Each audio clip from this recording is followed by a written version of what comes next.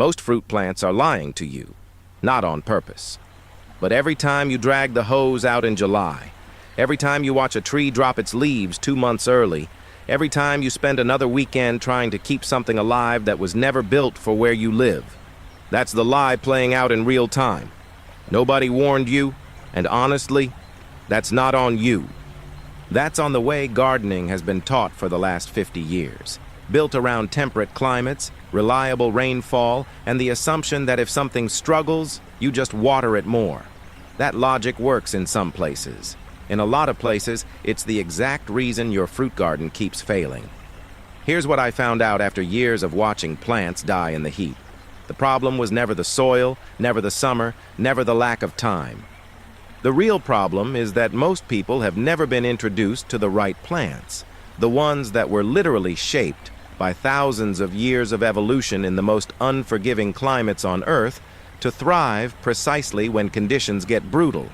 By the end of this video, you're going to have 4 specific shrubs that can produce food continuously through extreme heat and almost no irrigation once they're established. Not 4 vague suggestions. 4 plants with names, characteristics, and a clear explanation of why each one works when everything else gives up. You could start planning this weekend. Picture the average summer for someone gardening in a dry climate. You're out there before 7 in the morning because watering at noon is basically pointless. You've got tomatoes that are burning on the vine, citrus that dropped half its fruit, and a drip system running 3 times a week that still doesn't feel like enough. You read somewhere that fruit trees need deep watering, so you're running each zone for 40 minutes. The water bill keeps climbing. The yields don't.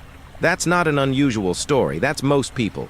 Research on residential water use in arid regions consistently shows that garden irrigation accounts for more than 60% of total household water consumption during summer months.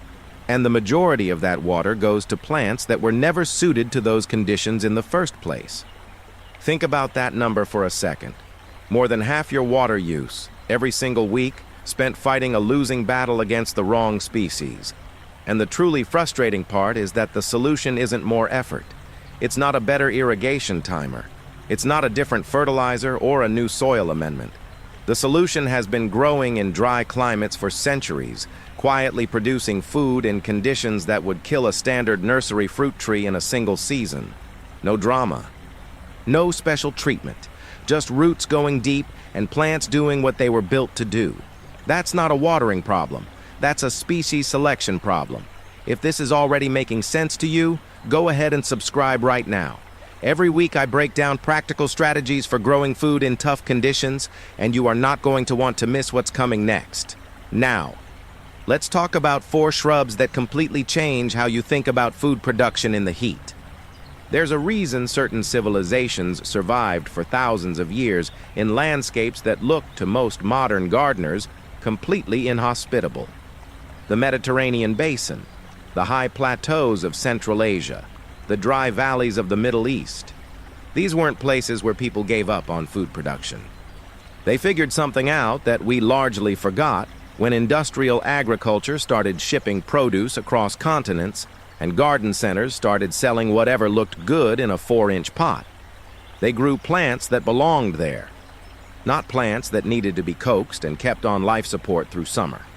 Plants with root systems that go looking for water instead of waiting for it. Plants that evolved alongside drought, not despite it. That knowledge didn't disappear. It got buried under decades of gardening advice written for places that get 40 inches of rain a year. And now it's coming back. Not through universities or research institutions. Through backyard growers in Arizona, in southern Spain, in the driest parts of Australia, who started asking a different question. What actually works here? The answer pointed to the same category of plants every time. And the reason they work today is exactly the same reason they worked 1,000 years ago. So, starting with number 4, goji berry. When most people hear that name, they think health food store, expensive little packets. That association makes a lot of gardeners dismiss this plant before they give it a real look, which is a mistake. Because what the goji actually is underneath the marketing is one of the most drought-adapted fruiting shrubs you can grow in a hot climate. Here's why. The goji develops a deep, aggressive root system relatively early in its life. Roots that push through compacted soil, through dry layers, all the way down to moisture that shallow-rooted plants simply can't reach. Once established, usually after its second growing season, a goji can go weeks without irrigation and still push out new growth, still produce fruit, still look, honestly, better than most things in your garden during a heat wave. It handles temperatures well above 100 degrees Fahrenheit without the leaf burn and fruit drop you see in less adapted species. And it doesn't give you one concentrated flush of fruit that's over in 3 weeks. It produces over a long rolling stretch of the warm season. A mature plant can yield between 4 and 8 pounds of fresh berries without asking much in return. Here's what surprises most people. The number one mistake gardeners make with goji is watering it too much. Not too little. Too much. Overwatering keeps the roots lazy and shallow. It makes the plant weaker, more dependent, more likely to struggle the moment conditions get dry. The goji's real strength only develops when it's pushed, when it has to reach. That's a completely different relationship with water than almost everything else we're taught to grow. But goji sits at number 4 for a reason. Because the plant coming in at number 3 does something that almost no other edible shrub can do. It doesn't just survive in difficult conditions. It actually makes them better. Sea buckthorn. If you've never heard of it, that's part of the point. This is a plant that grows wild across some of the harshest landscapes on Earth. The wind-swept coasts of northern Europe, the dry mountain slopes of the Himalayas, the semi-desert regions of Mongolia. It doesn't need to be introduced to difficult conditions. Difficult conditions are where it came from. What makes sea buckthorn genuinely different is something that happens underground without any help from you. It forms a relationship with nitrogen-fixing bacteria in the soil, which means it doesn't just grow in poor ground, it actively enriches it. Plant sea buckthorn in a depleted patch, and a few years later that soil is measurably more fertile than before. The plant fed itself and improved the conditions around it at the same time. That's not a feature you find in many edible shrubs. Above ground, it produces dense clusters of small orange berries so packed onto the branches that a mature plant in full fruit looks almost unreal. The nutritional profile is serious. More vitamin C per gram than almost any fruit you can grow at home, along with vitamin E, omega fatty acids, and antioxidants. Established plants in semi-arid climates regularly go 6 to 8 weeks between waterings without visible stress. There are documented stands in regions receiving under 10 inches of annual rainfall. 10 inches. For reference, the Mojave averages around 5. If you're finding this useful, and I think you are, there's a complete guide to drought-tolerant food systems I put together that goes much deeper than what we can cover here. Detailed planting guides, establishment timelines, companion planting strategies for every plant in this video, and more. The link is in the description and pinned in the first comment. But stay with me, because the next 2 plants are where this list gets really interesting. Number 2, the olive, grown as a shrub. Most people picture olive trees as slow, almost mythological things that take decades to produce. But managed as a multi-stemmed shrub through regular pruning, the olive becomes something entirely more accessible.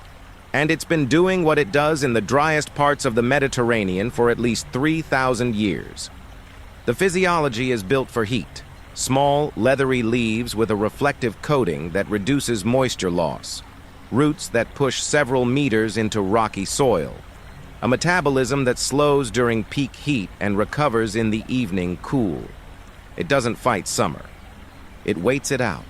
An established olive shrub can go through an entire dry season, 5-6 months, with minimal supplemental water and still produce fruit.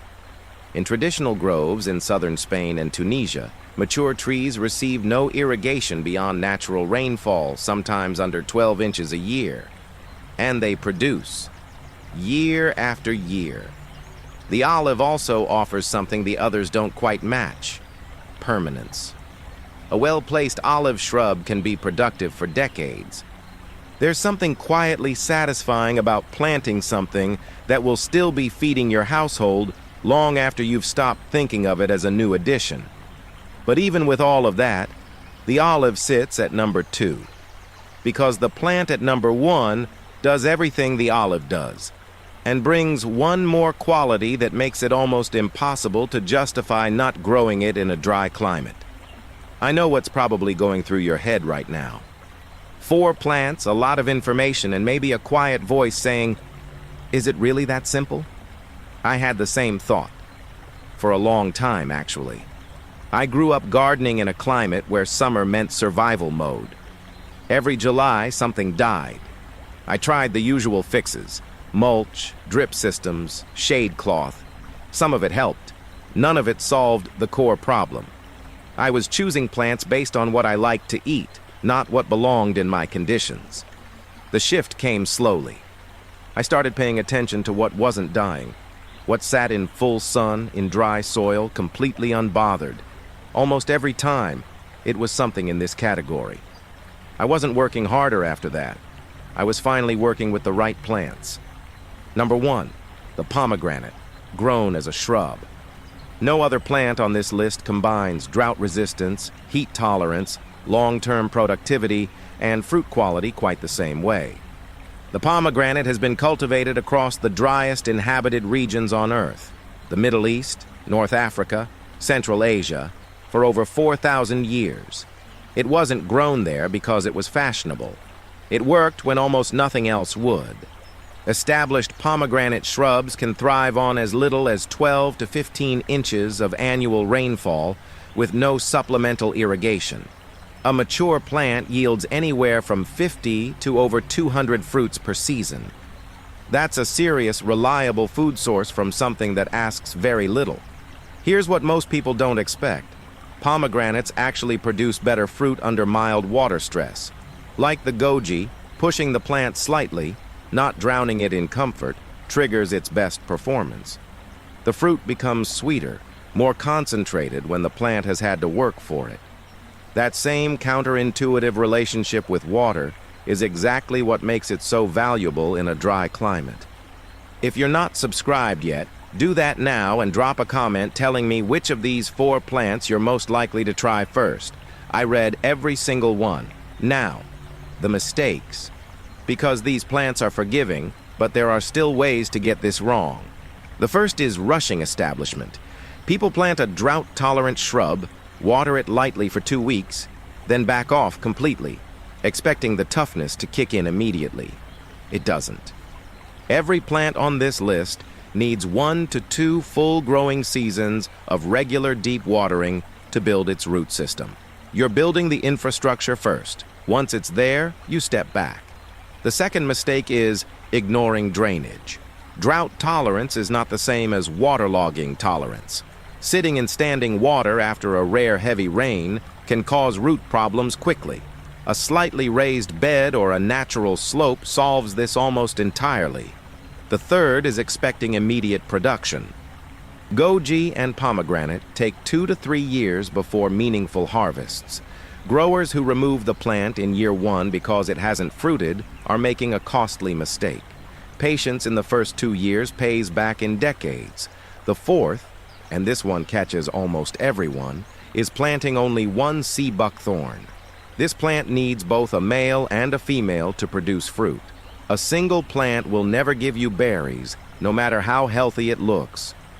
It's the kind of detail nobody mentions at the nursery, and it's why so many sea buckthorn plants sit for years producing nothing.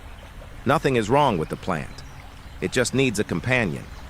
Picture what your garden looks like 2 years from now.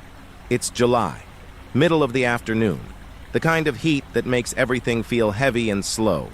And instead of going outside to check on stressed plants or drag a hose across dry ground, you're walking through a space that doesn't need rescuing. The pomegranate shrubs are loaded, deep red fruit hanging in clusters, skin starting to split on the ones closest to ripe. The goji branches are covered in small bright berries, the same ones that have been coming in steady waves since early summer. The olive is doing what it always does in the heat. Nothing dramatic, just quietly holding everything together, leaves catching the light with that silvery sheen that somehow always looks like it belongs exactly where it is. The sea buckthorn, off to the side where the soil used to be the worst, is almost unrecognizable from what you planted. Dense, thorny, absolutely covered in orange. You're going to need gloves for that harvest. You don't mind. None of this required a battle. No emergency waterings, no wilting crises at 6 in the morning, no watching something die slowly and wondering what you did wrong. What you did right was choose plants that were built for this. And that single decision changed the relationship between you and your garden completely. That's what this is really about. Not just drought tolerance as a technical specification, it's the difference between a garden that demands constant attention to stay alive and one that rewards you for leaving it mostly alone. It's the freedom to travel in August without coming home to a disaster. It's the quiet confidence of knowing that even in a bad drought year, even when water restrictions hit, your food production doesn't collapse. That kind of security doesn't come from working harder. It comes from understanding which plants are actually on your side. There's a deeper principle here that took me a long time to really absorb. In a dry climate, the most productive garden isn't the most intensively managed one.